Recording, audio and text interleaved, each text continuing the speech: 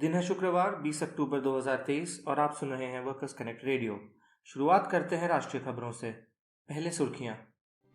उत्तर प्रदेश के ग्रेटर नोएडा शहर के GIMS अस्पताल में परमानेंट नौकरियों की मांग के साथ ठेका नर्सें हड़ताल पर।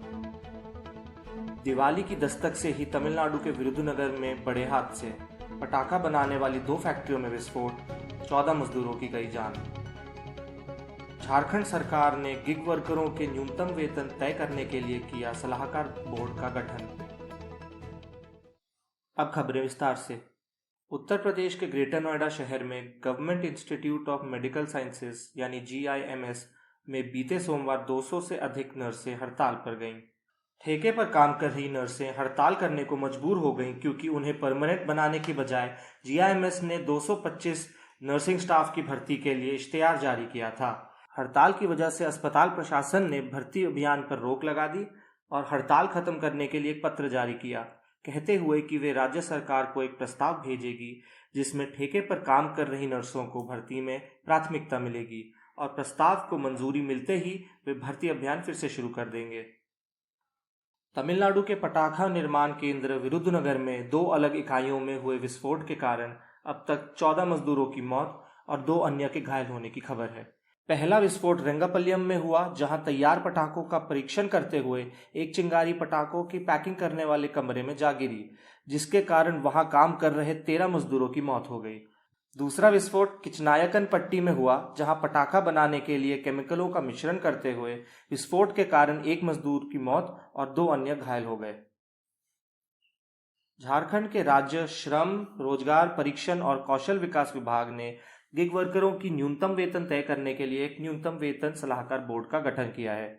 इस बोर्ड में सरकारी अधिकारी, अलग अलग ट्रेड यूनियनों के प्रतिनिधि और federation of Jharkhand chamber of commerce and industry शामिल होंगे और गिग वर्करों से काम करवाने वाली कंपनियों के प्रतिनिधियों के शामिल होने की भी संभावना है। बोर्ड की पहली बैठक 11 अक्टूबर को हुई थी, जिसमें गिग वर्करों की विभिन्न रोजगार स्थितियों के चलते एक सामान्य न्यूनतम वेतन तय करने की बाधाएं सामने आई। राष्ट्रीय खबरें में बस इतना ही। अब चलते हैं अंतर्राष्ट्रीय खबरें पर। पहले सुर्खियां। ऑस्ट्रेलिया में डेयरी उद्योग के मजदूरों ने कंपनी की वेतन वृद्धि पेशकश को किया नामंजूर, शुरू की 48 घंटे की हड़ताल। अफ्रीका के मलावी में ट्रक ड्राइवरों ने बेहतर वेतन और पासपोर्ट रिन्यूअल शुल्क में कमी की मांग को लेकर हड़ताल की शुरू। अब खबरें विस्तार से। ऑस्ट्रेलिया में विक्टोरिया भर में 1 दर्जन से अधिक फैक्ट्री और गोदाम में 1400 से अधिक डेयरी मजदूरों ने सामूहिक समझौते में कंपनी द्वारा पेश की गई शर्तों के विरोध करते हुए 48 घंटे की हड़ताल पर चले गए हैं। कुल मिला के साइपुतो प्लांट में 869 कर्मचारी, फोंटेरा में 322, पीटर्स आइसक्रीम में 205 और लैक्टलिस में 22 कर्मचारी हड़ताल में शामिल हुए। पिछले सामूहिक समझौते के परिणाम स्वरूप मजदूरों को वर्षों से बढ़ती महंगाई की तुलना में कम वेतन वृद्धि का सामना करना पड़ा है, जो प्रति वर्ष 1.5% से भी कम है। मजदूरों की मांग है कि उन्हें 5% प्रति वर्ष की बढ़ोतरी मिले, जो मौजूदा महंगाई दर 6% से जूझने में मदद करेगी। साइपुटो के मजदूर कोल्ड स्टोर भत्ते की मांग कर रहे हैं, जो उन्हें वर्तमान में नहीं मिलता है, और 12 घंटे की पाली में मजदूरों के लिए प्रति वर्ष 122 घंटे की व्यक्तिगत छुट्टी बढ़ाने की भी मांग कर रहे हैं।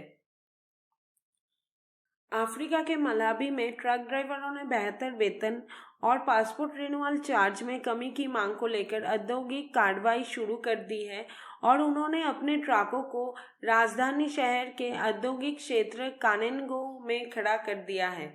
मजदूरों की मांग है कि मालिक वेतन बढ़ाए और सरकार की इमिग्रेशन विभाग के माध्यम से ये सुनिश्चित करे कि ड्राइवरों के पासपोर्ट बिना किसी देरी के और मलबाई की करेंसी के 60,000 की कम कीमत पर रिन्यू यानी नवीनीकरण हो। ड्राइवरों की शिकायत है कि पासपोर्ट रिन्यूअल में देरी होने पर कुछ ड्राइवरों की नौकरी चली जाती है। 2 साल से इस मामले पर विचार होने के बावजूद अब तक कोई हल नहीं निकल सका है। आज की खबरों में बस इतना ही। फिर मिलते हैं अगले शुक्रवार वर्कर्स कनेक्ट रेडियो के साथ।